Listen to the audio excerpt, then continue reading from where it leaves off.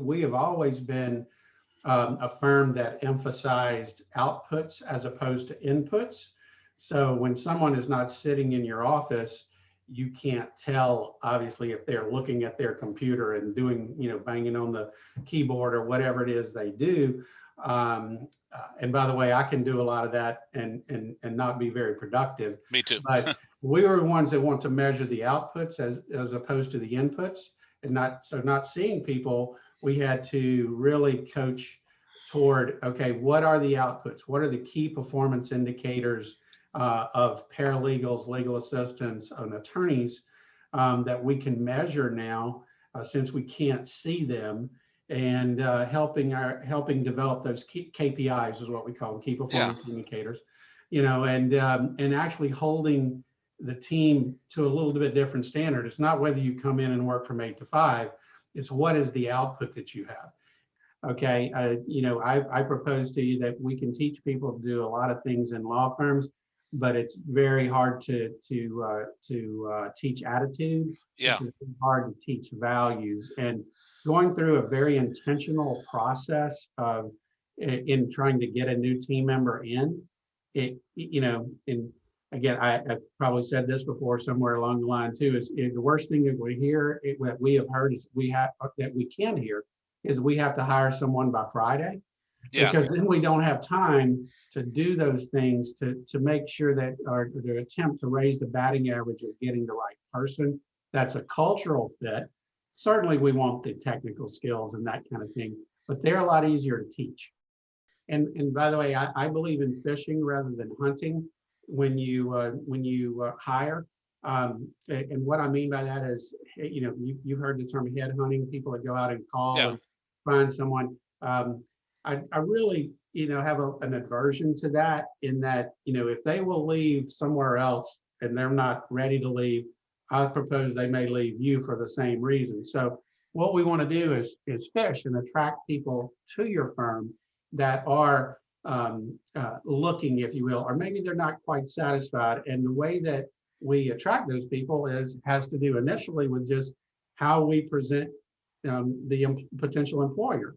And then maybe we even put some things, going back to culture.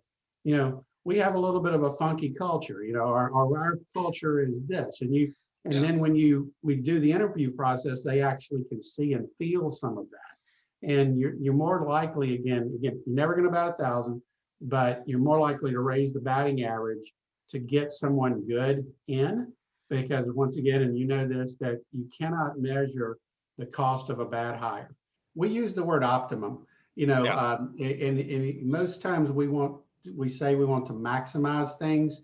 But again, if you go back to my theory of words mean things, that a lot of times when you maximize, let's think about a machine. If you're maximizing its output, it's much more likely to break down and have deficiencies. Right. Where if you back off just a little bit to try to find that optimum speed, if you will, and effectiveness, then it's more likely that your system will last much longer. In the example of a machine, the machine will last much longer. I think it works that way through our businesses. I know, again, using our firm as an example, we have an optimum number of clients and customers that we can service and service very well.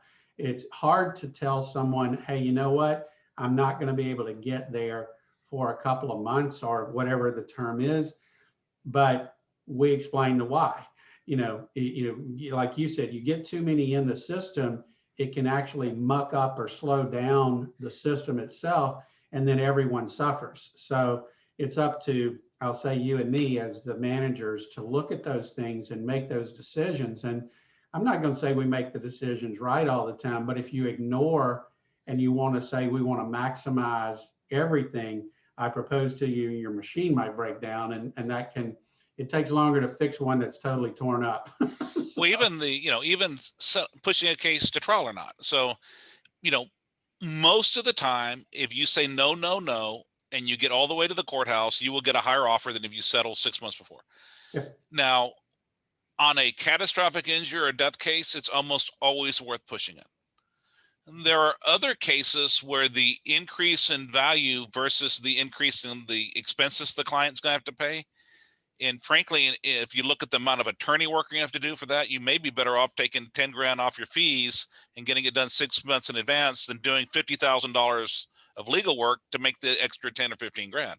And I propose to you that, and I know you do this, you need to think, you should think about those things and analyze those cases on just the criteria that you laid out. Because lots of times when we're working so hard and so fast, we will miss that.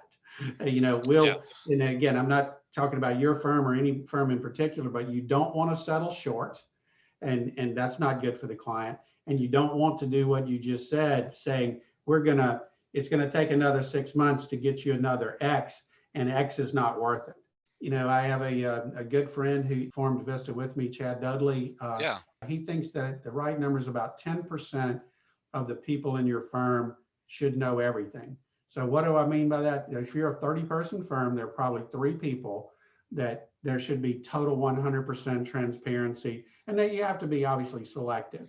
Yeah. But if you're 300 people, that number comes to 30. Yeah. And maybe that doesn't hold true as it goes that far out. But again, we fall on transparency when at all possible.